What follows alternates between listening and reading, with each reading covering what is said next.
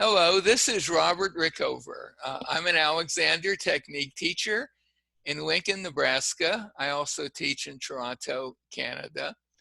And my guest today is Karen Evans, who's an Alexander Technique teacher in the UK.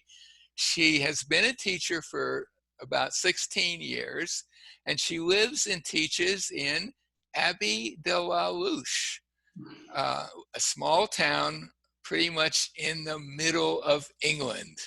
A little residue of French influence there, it sounds like. And Karen, I'm going to be talking to Karen about her experience of having had, I think about 7 or 8 years ago, a hysterectomy, and how she used the Alexander technique to help her in her recovery process. Karen, welcome to the show. Hi, Robert. Good to be talking to you. Thank you so much for being here.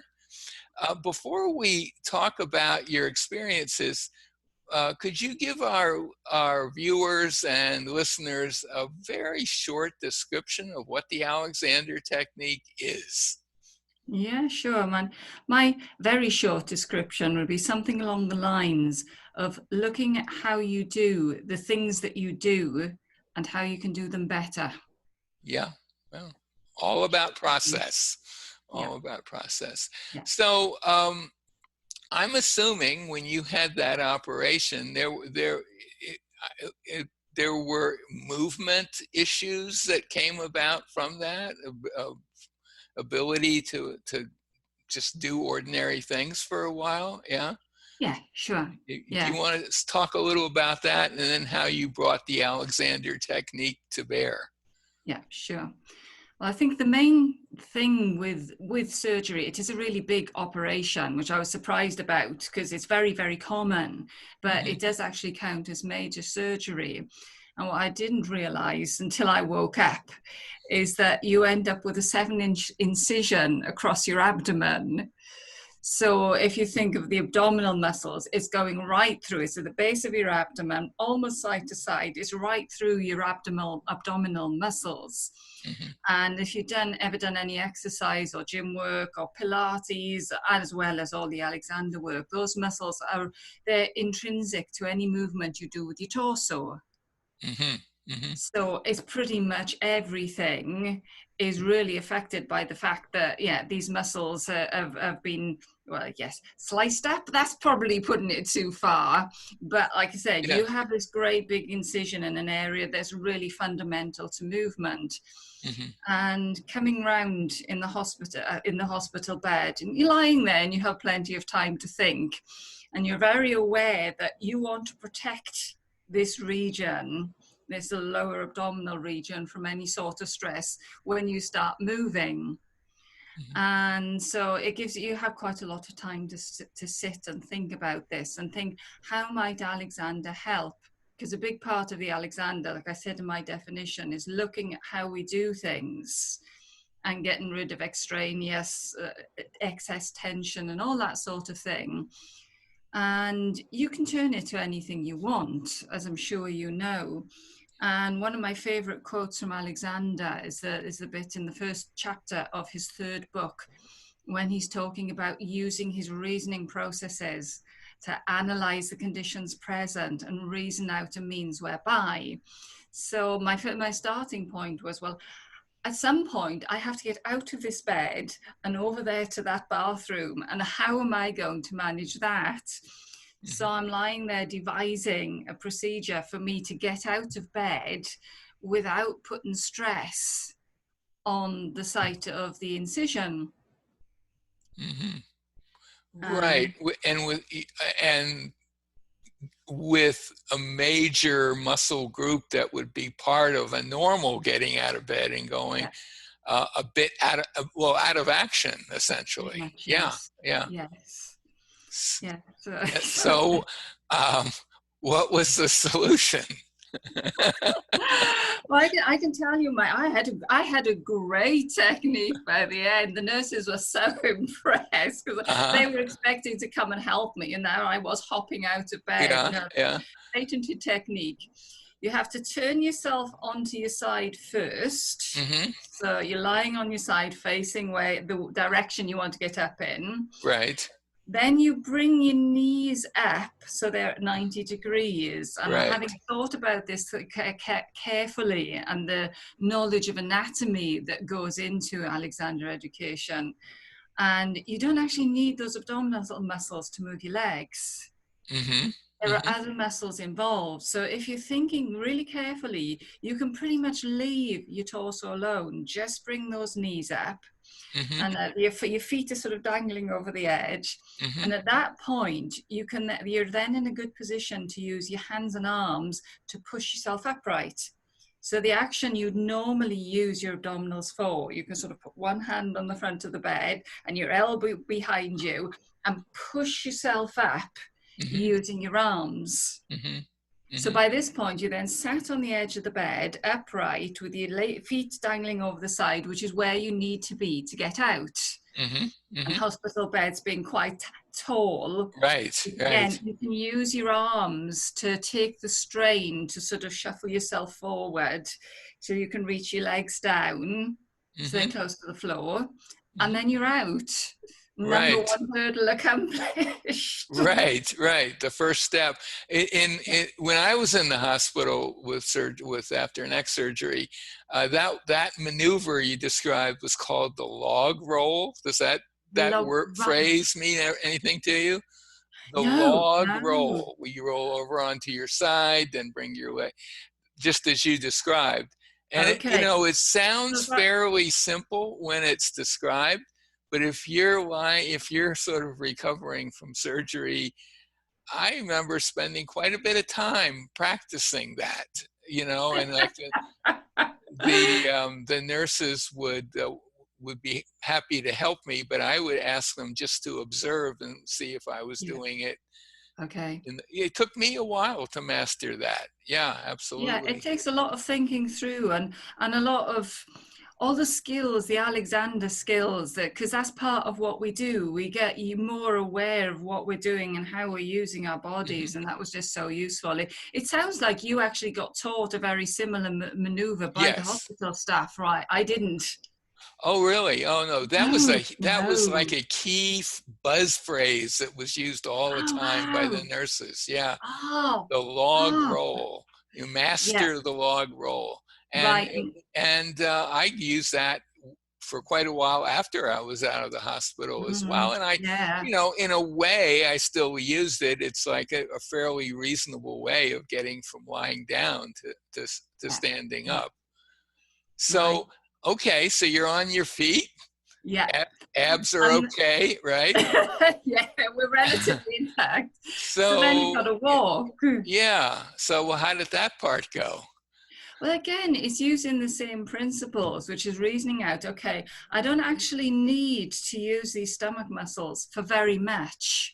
It's my legs that are doing the work. So having told myself that, it's then a question of the focus and the clarity of focus to let your legs do the work and let the rest of your torso just not get involved any more than it has to. And off you go from there on.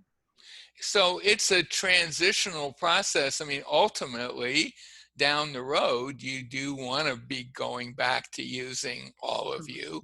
How long did that take before you could do ordinary activities like walking, sitting, standing, so on, using your whole self the way generally we encourage our students to do? Yeah, it must have been somewhere between around about the 2-month mark, I would have said. Yeah, which is quite interesting because once I got home, for a long while, you would have laughed so much to see me walking round because straightening up wasn't an option. So I was hunched over and kind of clutching my abdomen, and I'm really aware my shoulders are curled forward and my neck is curled forward, and it's so not Alexander. And I was there thinking, stuff Alexander, he can wait. And he did. He waited for several weeks. Well, I think in the bigger picture of things, maybe that was Alexander, given the conditions present at that time. But yeah, you can say that. I analysed the conditions present and Yeah. decided that hunching over was the way to go. Well, sure. And I would think then, I mean, that raises an interesting question. So, however somebody adapts to the few days, weeks, maybe even months Yeah. post-surgery may be a very reasonable and good way to adapt. In your case, the hunching over. Mm. But at some point, you're going to want to let go of that pattern of moving, and the danger could be a little bit that it gets built into you, and Mm-hmm. if you're not conscious, as hopefully we Alexander teachers and Alexander students are, you could inadvertently end up with a little, in your case, say a little hunch that Yeah. would continue well beyond any actual physical need for it. Yeah. Well, something Yeah. I see with students coming in, I'm sure you do as well. They've Mhm. picked up a movement pattern following an injury or surgery, whatever, that Yes. was necessary, and they've never gotten rid of it. Yes, And exactly. I've seen yeah, that a lot. And I've even seen it in myself much earlier when I was younger, and I twisted an ankle really badly and was limping for a couple of weeks. yeah. And I think a little bit of that limp pattern continued 20, 30 years later until I Mm. Yeah. stumbled onto the Alexander technique, you know. Yeah. Yeah. So, that being able to use what might seem on the surface like a dysfunctional pattern for a period of time, but doing it as well as is possible, which the Alexander technique would help with, and then shedding it when that was possible. Yeah, Um, that's what's that's the important. kind of Yeah. thing the technique can really, really Yeah. help with. And it's staying away, it's making the conscious decision to do it and monitoring the fact that you're doing it and testing out, well, do I still need to be hunched over? Yes, I do today. Do I less so today? And keeping monitoring it and keeping the awareness so that you realize round about the point you're not so sore, you must be healing. And you Right. can start to hunch less, you can start to hold less. Mm-hmm. And also having the mental focus to say, right, I'm going to stop doing that now. Right. And And yeah, that skill, that's something that someone learns when they take Alexander lessons, not necessarily with that end in mind, but not usually, not no. usually, no. And I gotta say, you know, I don't know what it's like in the UK, but in an American hospital, you are inundated with people showing up, like PTs, OTs, and the like, occupational therapists, physical therapists. No, oh, well, here we are. And some of what they told me was really useful, but one thing none of them really had was any kind of an idea, for example, of self-direction, which, that's just not there. And they were able, um, they varied, but some of them did have some very useful strategies of the short-term type that you Right. mentioned. I mean, Yeah. for me, one of the biggest things was getting a grabber so I could pick things up off the floor Okay. without Yeah. having to bend Yeah. over, because that was a little tricky, and just some simple stuff like that. But in terms of really how you're managing yourself as your situation evolves, I think that's where the Alexander technique really, really is helpful in my Yes. experience. And I think it sounds like in yours. Oh yeah, it was essential. So, yeah. So is there anything else you'd like to say to people about the technique and surgery recovery? I think we've covered the most important parts. It's interesting actually what you say about all the advice you had from all your different therapists. I would have loved some. I had to work that out, a lot of it from Oh. myself. Oh, You well, there's a difference between the U.S. and yes, when insurance is covering it, they pile it on. yeah. And I And mean, in I had fairness, trouble getting enough sleep during the day. People were constantly coming in and wanting to show me some new skill. And some right, of it, as I say, was helpful, but at times it became a little wearing. right, yeah, yeah. And in fairness, your surgery was very different to It's a mine. different type of surgery. Mine It's was neck very clearly surgery. connected to movement, whereas mine isn't or wasn't. Yeah, yeah. And yeah, um, So, well, maybe this is a good place to end our conversation. yeah, yeah. So, my guest today has been Karen Evans, who's an Alexander Technique teacher I'm going to say this right, Abbey de la Loche, in the middle of the UK. Is there a bigger city nearby in case someone wants to? Probably the nearest one would be Leicester. Leicester. Okay, Yeah. so if you're in England and you want an Alexander lesson and you're in Leicester, Mm-hmm. Karen's the person to go to, or the Leicester area, right? Leicester area, yeah. Yeah. Leicester area. So Karen, thank you so much for being on the show today. I really My appreciate it. pleasure.